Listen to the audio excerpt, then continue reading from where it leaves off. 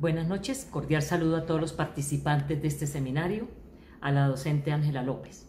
El grupo número 4 está formado por Juan Sebastián Acevedo Mosquera, Andrea del Pilar Pérez Raigoso y quien les habla, Flavia Janet Camargo Corzo. Para desarrollar el tema La visión de mercado para la educación, nos basamos en el artículo Educación y mercado del trabajo en América Latina y del Caribe frente a la globalización, del autor Beverly Carlson. Partiendo de que la economía se puede comprender como una forma de reflexionar acerca de la construcción de soluciones que satisfagan en una calidad de vida como un interés del ser humano.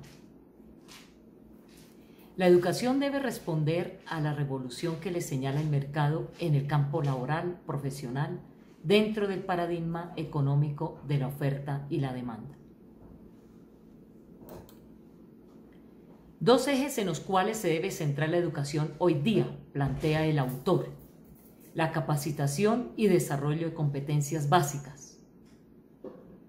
La capacitación en cuanto a adquirir herramientas en las cuales el joven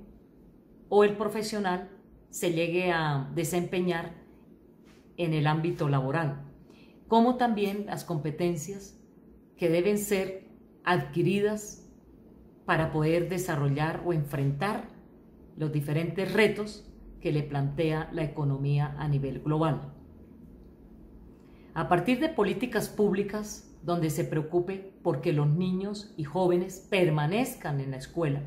hasta terminar su educación básica y secundaria, como completar su ciclo de formación en poder llegar a la educación superior. El reto se centra en el campo laboral en cuanto a que los trabajadores deben ser capacitados para que puedan adquirir nuevas habilidades que los coloquen en un buen nivel de competitividad a nivel nacional e internacional. Aquellos que ya ejercen su labor tecnológica a nivel de campo profesional deben ser capacitados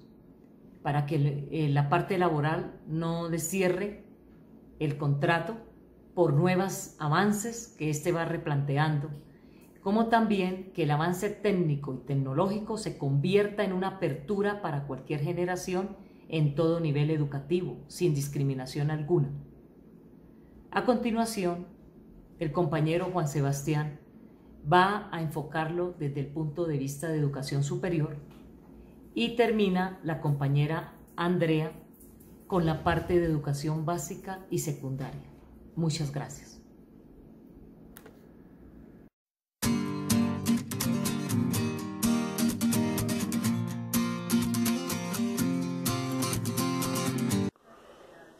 Listo, continuando con lo que dice mi compañera Flavia, es importante establecer que la educación, cuando empieza a tomar un enfoque o se empieza a ver esa visión desde el comercio, digamos que cuando se aterriza la educación superior empieza a mirarse sobre todo desde lo político y desde lo económico. Digamos que empieza a ganar cierto valor desde esos dos aspectos. Empezando, digamos, con el concepto del Acuerdo General sobre el Comercio de Servicios, donde dice que la educación es vista como un bien que se comercia. Es decir, que en este aspecto la educación ya empieza a verse como una mercancía o como un servicio, y digamos que aterrizado a la educación superior es evidente ver cómo todo lo económico, de acuerdo a la OCDE, empieza a haber un valor muy fuerte en cómo pueden llegar esas instituciones a buscar unos recursos propios y de esta manera beneficiarse con un buen lucro. De allí, digamos que también tenemos que ver cómo la globalización en este momento aporta demasiado, ya que por medio de la conectividad lleva procesos en los cuales la educación se vuelve virtual, y esa virtualidad hace que la educación entre a un mercado mucho más fuerte, debido a que puede ser más práctica y más instantánea, y de esta manera digamos que puede llegar a una cobertura mucho más grande que con el tiempo cada vez es más notorio. De allí también podemos ver cómo los tratados de libre comercio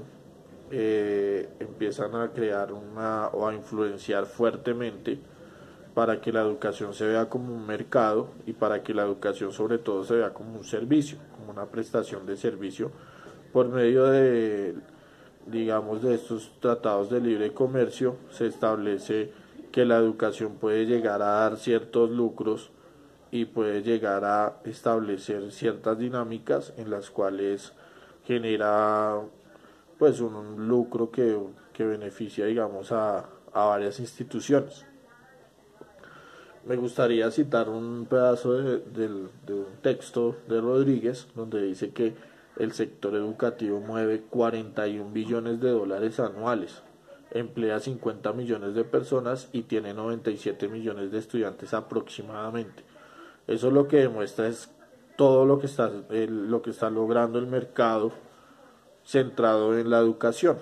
y que cada vez es más notorio y cada vez está arrojando más lucros y está arrojando cada vez más beneficios para ciertos sectores.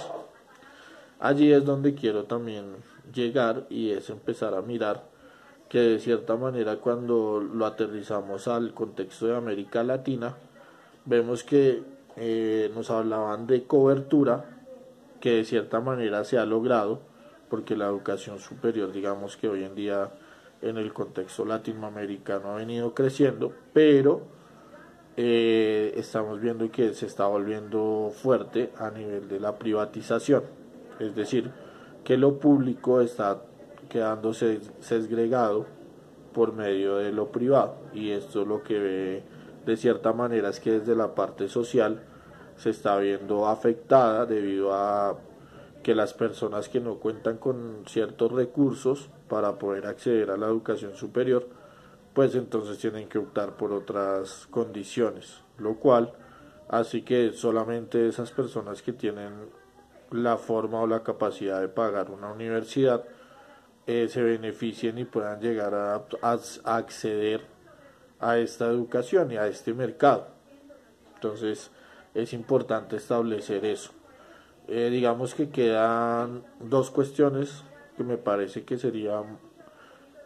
buena analizarlas y que queden de pronto por medio de esta exposición, y es una, ver que la educación por medio de un mercado está ganando, precisamente se está afianzando con la ganancia de unos lucros, de unos recursos, pero también estamos viendo que eso se está yendo más para toda la parte que está privatizada, donde lo público está quedando a un lado y digamos que se está viendo afectado debido a ese enfoque que se está viendo hoy en día de la educación como un servicio, como un mercado.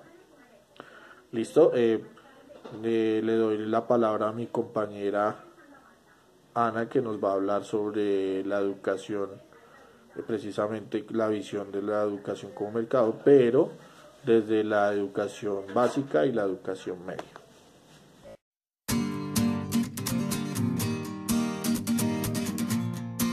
Como lo mencionaba el compañero Juan Sebastián, en este momento yo les voy a hablar sobre la mercantilización de la educación.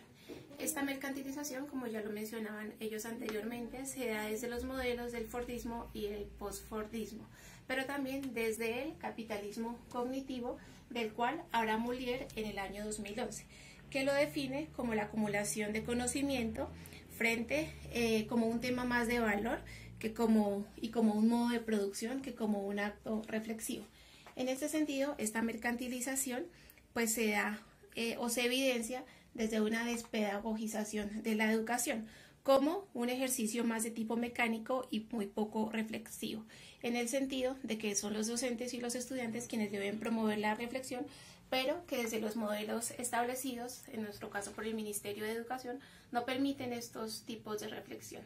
Esta despedagogización de la educación se da por tres elementos importantes, o se caracteriza por tres elementos importantes. El primero de ellos, el que tiene que ver con la desprofesionalización docente, la transformación del sistema de necesidades de los sujetos y la jerarquización temporal. Ya la didáctica parametral o las didácticas parametrales establecen esa manera de resistencia que el docente puede llegar a tener para resistir este modelo mercantilizado que en muchos países del mundo, específicamente de América Latina, hemos desarrollado en los sistemas educativos. Se evidencia en estas tres característicticas de la despedagogización se evidencian en los siguientes aspectos. Primero, la identidad docente. ¿En qué sentido? En que los docentes pues eligen la carrera o la profesión por limitaciones económicas, por no poder acceder a otro tipo de carreras, porque las instituciones también constituyen esta desprofesionalización en el sentido de que ayuda a mercantilizar más estos procesos, porque además los docentes forman o establecen su subjetividad desde cuál es su origen, cuáles son sus procesos de formación, cuáles son sus experiencias, cuál es sobre todo el papel histórico, el papel que como sujeto histórico y social pues enfrenta dentro de todo el modelo educativo, particularmente en nuestro país, y cuál es la finalidad,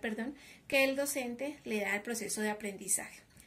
También están entonces los procesos de transformación en el sistema de necesidades de los sujetos. Y aquí surgen varias preguntas. Entonces, la primera de ellas, ¿en qué lugar pues está la educación para las comunidades educativas? ¿Para qué se establecen modelos y tipos de educación, procesos de educación, sobre todo en los niveles de básica y media, que se supone que son los más importantes para poder favorecer los procesos de educación superior y postgradual? Pero también, pues, desde donde estas transformaciones de los sistemas de necesidades de los sujetos cuentan más con la formación como habilidades más para el trabajo que para el aprendizaje. En tercer lugar, entonces está la jerarquización temporal como aquellos criterios que guían la importancia de los tiempos en las escuelas.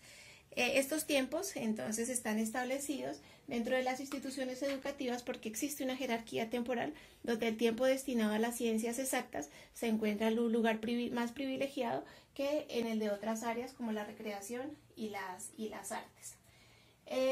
También entonces cómo se establecen esas condiciones laborales dentro de la jerarquización temporal, en el sentido de que los docentes pues tienen muchas más funciones que solamente preparar sus clases y valorar los aprendizajes de sus estudiantes. ¿Qué otros elementos entonces también son importantes? El conocimiento y las habilidades. En este sentido, entonces, es importante reconocer que también nuestro modelo se basa en la universalización de las habilidades, de modo que los conocimientos sean de tipo más operativo y esto produzca más eficiencia y pues se genere un modelo de educación en masa. Dentro de este mismo aspecto de estrategias, materiales, procedimientos, normas y acuerdos, se reconoce o se trata de establecer cuál es el número de estudiantes que debe tener cada docente dentro de su salón de clase. Claramente, dentro de la educación pública y de la educación privada, el número de estudiantes pues difiere de manera significativa porque la educación pública favorece más el cumplimiento del tipo de estándares o el respeto por la cantidad de estudiantes que debe haber dentro de un salón. Lo que no pasa en una educación privada que limita más el número de estudiantes que cada docente puede tener. Existe también la incapacidad o el desinterés del Estado para mejorar las condiciones del sistema educativo, específicamente en lo que tiene que ver con la educación pública. También el número o la no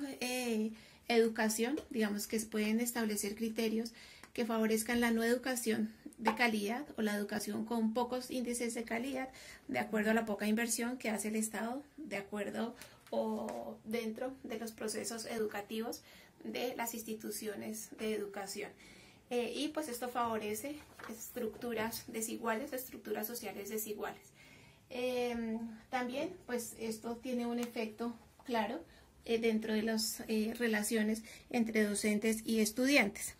sobre todo en lo que tiene que ver con el conocimiento, porque los estudiantes pueden llegar a reconocer en el conocimiento las ganas de establecer más que un